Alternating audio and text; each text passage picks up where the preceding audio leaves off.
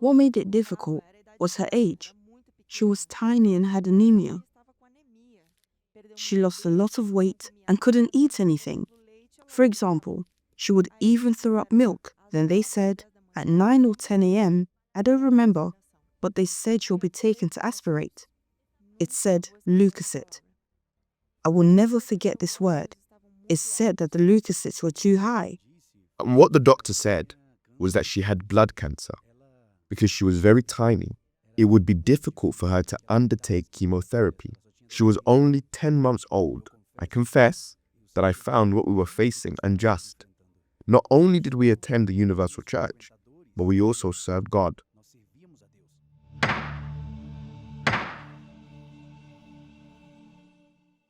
She was 10 months old and her temperature was very high. It was 40 degrees. We would bathe her and give her medication like paracetamol, but it would not go down. If it went down, after half an hour, the temperature would go up again.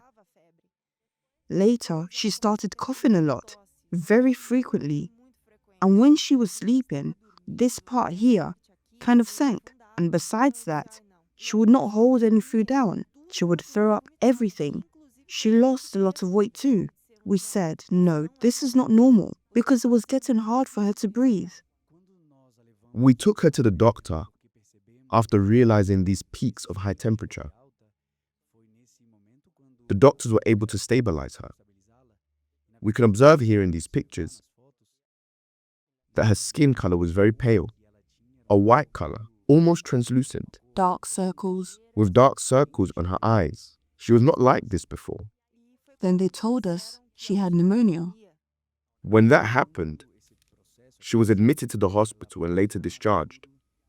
After some time, probably a few weeks later, she began experiencing the same symptoms again. I spoke to my wife and said, now it's time to put into practice what we've been preaching so much. I recall well that before Sarah was admitted to the National Institute of Pediatrics, we went to the Universal Church feeling desperate. It was nighttime, nearly 11 p.m. We knocked on the door. The pastor opened it, and I remember he said, you know how you must act. He held Sarah in his arms, took her to the altar and told us, if God is here, on this altar, at the Universal Church, then a miracle will happen with this little girl. We left there with so much life, with so much faith, and with so much strength. And then we left her at the hospital. When she started urinating blood at the hospital, I remember that we were in the emergency area, and I showed her nappy to the doctors there. Look at this, my daughter's urinating blood. At around 2 a.m, they instructed, take her to the oncology department, and tomorrow morning, as soon as the doctor arrives, he will see her. When I saw that, that's why we took pictures. It was shocking to read that. Read that there. Black Stripe Medicine. In addition to everything, what happened was that when I took her to the oncology department at 2 a.m, the hospital was completely empty.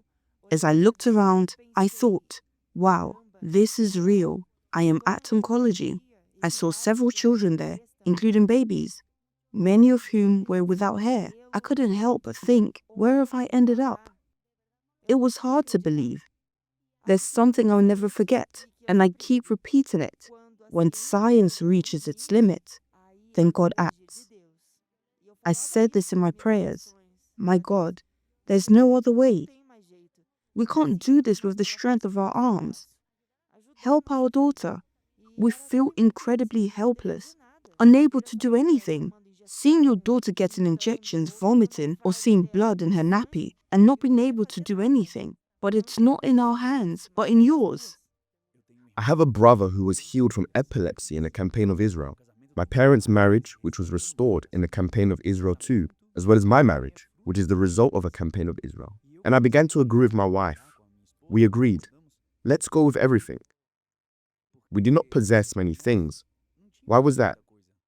An illness can consume everything. We lost everything. Our financial situation was dire. What we did was that we threw ourselves without a parachute. We still had some means to cover the costs of additional treatments and any other expenses that might arise at that time, such as transportation and medications. With the things we sold, we had enough money to try and find a solution. But we decided, it is life or death, all or nothing. I remember very well that when I surrendered my vow, my prayer to God was, Lord, my part and my wife's part are done. Please, place your anointing in my hands. And when I go where my daughter is, I don't know what will happen. I have no idea how it will be, but we have done our part. May my daughter receive a miracle that will glorify your name, that it might show that what we do is real. What we are doing and the preachings we receive are all real. I went to where Sarah was. We couldn't enter as there were restrictions and the doctors were dressed like astronauts. But I entered, got everyone out of the way, and placed my hands upon my daughter. And then something supernatural happened. What happened? After 1 hour or an hour and a half, a doctor left the room calling, "Where's Sarah's mum?" My wife went for lunch, so I said, "Her mum is not here at the moment, but I am here." The doctors looked at me with so much joy. The doctor said, and these words are for the glory of our God. He said, "We believe in science. We are doctors. So we would have no explanation for what I'm going to tell you. But from a few hours ago, your daughter's cells are like new. The cells that were killing your daughter, it is like they were replaced for new cells. She has nothing. Nothing." Sarah's countenance changed completely. Not only on the exams, but her face changed. I bathed her in a little bath and even she knew she was healed. Because before, she kept crying all the time. Now, when they discharged her, she was even waving goodbye to the nurses, like, "Bye, I am going home." So, there the power of God entered completely. I felt that the injustice we had faced, our God, who is our judge, approved us because we presented ourselves at the altar with proof. We presented ourselves at the altar through our actions. It was not only to say, "Oh yes, we believe." It is easy to say we believe. That is easy. But when you go before God with proof and actions, there is no error. He is fair. And I felt justified, grateful, and happy. And best of all, our faith has tripled. But now, where is your daughter? She's here. She is here with us. Hi, how are you? I am here. Did someone call me? I am here. I feel safe and very well. I am in the 3rd grade. I am 9 years old. I practice jiu-jitsu, which is a martial art. I won a 2nd place medal and a reward for 2nd place as well. Also, she appears in a show doing recipes. Hi, my friends. Welcome to the Little Chefs. Today we are making a coconut dessert. Did you like it? It is delicious. Approved. I feel very happy. There are many children like that, and God has healed me. I am God's miracle.